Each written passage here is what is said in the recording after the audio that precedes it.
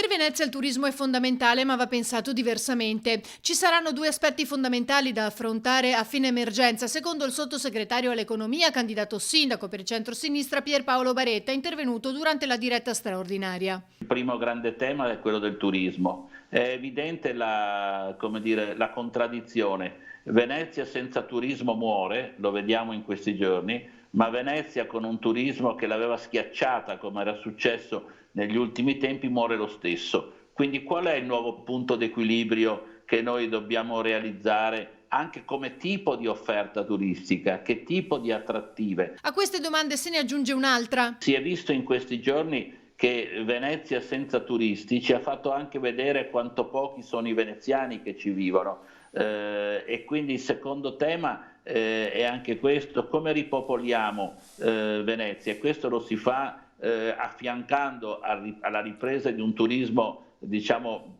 più pensato, anche attività artigianali che non dipendono esclusivamente dal turismo, ma anche dalla vocazione veneziana, che sono la vocazione marinara, o anche dal richiamo di grandi organizzazioni internazionali. Venezia può diventare, l'avevamo già pensato, il centro mondiale per lo studio dei cambiamenti climatici. Non c'è però solo Venezia città. L'altro grande fronte è Mestre. Mestre è naturalmente il punto di raccordo con Padova e Treviso per lo sviluppo economico, diciamo la grande città metropolitana, e dentro questo c'è anche da ripensare all'attività industriale di Marghera e al suo porto, che va sicuramente mantenuto e potenziato, ma nell'ottica di una salvaguardia anche dell'ambiente naturale. Quindi è una sfida straordinaria quella che si apre. Ricordo nel 1917, quando in piena guerra mondiale fu pensata